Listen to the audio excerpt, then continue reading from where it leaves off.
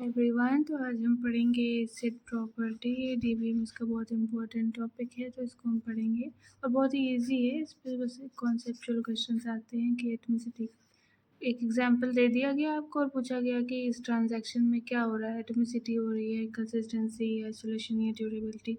तो इन चारों चीज़ों को समझते हैं हम। एटमिसिटी क्या होती है? देखो, जब भी कोई ट्रांजैक्शन करते हैं, मान लीजिए ये आप है, ये कोई एक्स है और ये वाई है, ठीक है। इसने इसको भेजे 500 रुपये, ठीक है। अब क्या होना चाहिए, इसके पास चले जाएंगे, अगर नेटवर्क सही रहेगा तो पैसे इसके पास चले जाएंगे, इसके पास 0 बचेगा और उसके पास 500 रुपये बचेंगे। ओवरऑल अभी भी 500 है, ओवरऑल तभी भी 500 ही था, है ना। इसके पास 0 था, इसके पास 500 था, इसने इसको दे दिया। अब जब दोनों का सम किया कि दोनों के पास कितने अमाउंट है, तो 500 है। तो यही होता है एटमिसिटी, मतलब या तो जो वैल्यू ट्रांजैक्शन के पहले थी वही वैल्यू ट्रांजैक्शन के बाद टोटल करने पर आनी चाहिए। मतलब या तो ट्रांजैक्शन पूरी तरीके से कमिट हो जाए, मतलब फुलफ़िल हो जाए, पैसे चले जाएं, बीच में रुके ना कहीं, या फिर नेटवर्क की प्रॉब्लम आई है तो पूरा का पूरा पैसा मेरे अकाउंट में वापस आ जाए। तभी भी उतने ही टोटल करने पे, दोनों का सम करने पर तभी वैल्यू वही रहेगी, क्योंकि पैसे वापस आ गए तो मेरे पास 500 रह गया, इनके पास 0 रह गया। तो यही होता है एटमिसिटी, जो वैल्यू ट्रांजैक्शन के पहले थी वही वैल्यू ट्रांजैक्शन के बाद भी हो टोटल करने पर। तो इसको हम पढ़ते हैं एक बार।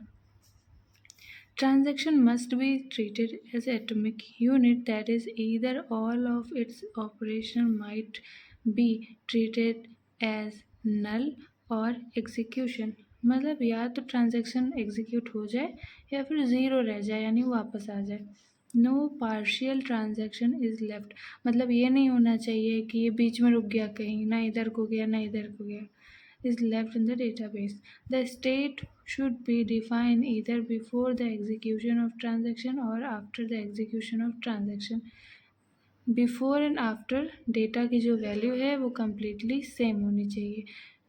समझ में आ गया होगा, बहुत ही ईजी है कि मतलब आपकी वैल्यू ट्रांजैक्शन के पहले और बाद में सेम होनी चाहिए, या तो ट्रांजैक्शन कम्प्लीटली एग्जीक्यूट होना चाहिए या फिर मेरे पैसे वापस आ जाने चाहिए मेरे अकाउंट में। ओके, तो ये है एटमिसिटी। अब देखते हैं कंसिस्टेंसी क्या होता है। तो क्या हुआ कि मैंने इनको पैसे भेजे, इन्होंने पैसे लिए, ठीक है। अब क्या हुआ कि जो कंसिस्टेंसी है, मीन्स जो डेटा है पूरा हमारा, उसमें कोई भी चेंजेस नहीं आने चाहिए। मैंने इनको पैसे भेजे, डेटा अपडेट हो गया, फिर इनके पास पैसे बन गए, मेरे पास 0 रह गया। तो बस इतना ही चेंजेस में होने चाहिए, इसके अलावा बाकी जो हमारे पास ट्रांजैक्शंस हैं, बाकी जो डिटेल्स है, उसमें कोई भी चेंजेस नहीं होने चाहिए। वहाँ पर जो कंसिस्टेंसी है वो बनी रहनी चाहिए। Once the transaction is done, it should move from one consistent state to another. मतलब पहले 0 था, फिर 1 हो गया, updation complete. The database must remain in a consistent state after any transaction. तो इसका मतलब है कि कोई भी ट्रांजैक्शन हो रहा है, उससे ये नहीं होना चाहिए कि बाकी किसी को कुछ बाकी जो हमारे जो डिटेल्स हैं, मानिए हमने जो इसके पहले कुछ ट्रांजैक्शन किया था या फिर इसके बाद जो कुछ भी करेंगे ट्रांजैक्शन, या अपने अकाउंट में कुछ भी करेंगे, इस ट्रांजैक्शन का उसके ऊपर कोई भी असर नहीं। No transaction should have any adverse effect on the data residing in database. किसी भी और ट्रांजैक्शन का इस ट्रांजैक्शन पे कोई असर या इसकी वजह से किसी और ट्रांजैक्शन पे कोई भी डेटाबेस में इफेक्ट नहीं पड़ना चाहिए। If the database was in the consistent state before the execution of transaction, it must remain consistent after the execution of transaction as well. बाद में भी ये सेम रहना चाहिए जैसे कि पहले। वहाँ पर तो हम अमाउंट की बात कर रहे थे, ट्रांजैक्शन या तो कम्प्लीटली होना चाहिए या 0 होना, मतलब होना ही नहीं चाहिए, ऐसा होना चाहिए। यहाँ पर डेटाबेस की बात हो रही है कि डेटाबेस में कंसिस्टेंसी बनी रहनी चाहिए, उसमें कोई भी डिस्टर्बेंस नहीं होना चाहिए इस ट्रांजैक्शन की वजह से। तो ये हो जाता है consistency. Third is isolation. Isolation क्या होता है? अकेले, है ना, एकांत। तो मैंने इनको कुछ ट्रांजैक्शन किया, पैसे भेजे, उसी टाइम पे बहुत सारे लोग सेम अकाउंट में या डिफरेंट अकाउंट में पैसे भेज रहे होंगे, या उनको पैसे मिल रहे होंगे, या इन्हीं के अकाउंट में और भी कोई होगा जो भेज रहा होगा, या ये किसी को भेज रहे होंगे पैसे, है ना। एक टाइम पे बहुत सारे ट्रांजैक्शंस चल रहे होंगे पूरी दुनिया में, या कह लो उसी अकाउंट पे ही।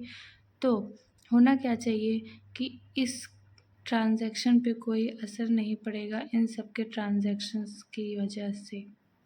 आइसोलेशन, अकेला। In a database system, when one or more transactions are being executed simultaneously and in parallel, the property of isolation states that all the transactions will carried out and executed as if it is only transaction in the system. No transaction can affect the existence of other. एक transaction की वजह से दूसरे transaction पे कोई भी असर नहीं पड़ेगा, सब अपने में साइमल्टेनियसली एग्जीक्यूट कर रहे हैं ना, किसी पर एक दूसरे के ट्रांजैक्शन का कोई भी इफेक्ट नहीं पड़ेगा। इसको कहते हैं आइसोलेशन। लास्ट एसिड प्रॉपर्टी है durability. The database should be durable enough to hold all its latest update even if the system fail और restart if the transaction updated. तो कह क्या रहे हैं ये, ड्यूरेबिलिटी में क्या होगा कि जो डेटाबेस है उस be durable enough to hold all its latest update even if the system fails और रीस्टार्ट। मतलब जो अपडेशन होता है डेटा में वो ड्यूरेबल होना चाहिए, उसमें कोई भी मतलब समझ लो कनेक्शन चला गया, नेटवर्क चला गया, लाइट चली गई, उस वजह से जो डेटा का अपडेशन है उसमें कोई भी फॉल्ट नहीं आनी चाहिए। ठीक है, ट्रांजैक्शन हुआ, यहाँ पर 0 अपडेट हो गया, यहाँ पर 500 अपडेट हो गया, और उसी बीच में लाइट चली गई या नेटवर्क चला गया। वैसे तो नेटवर्क गया अगर आधे रास्ते तो फिर ये रिटर्न आ जाएगा, एटमिसिटी वैल्यू, एटमिसिटी क्वालिटी इनकी एसिड प्रॉपर्टी फॉलो हो जाएगी। बट अगर ट्रांजैक्शन हो गया और उसके बाद लाइट चली गई तो ऐसा नहीं कि डेटा अपडेट नहीं होगा, data must be updated after that. Okay, तो यही हो जाती है हमारी durability. The database should be durable enough to hold all its latest update. सारे लेटेस्ट अपडेट होते रहने चाहिए डेटाबेस में, even if the system fails और रीस्टार्ट। सिस्टम फेल कर जाए या सिस्टम को हम रीस्टार्ट कर रहे हैं तो ऐसा ना हो कि जो हमारा डेटाबेस उसमें कुछ चेंजेस आ गए, ऐसा नहीं होना चाहिए, वो हमेशा अपडेटेड होना चाहिए। तो ये थी एसिड प्रॉपर्टी।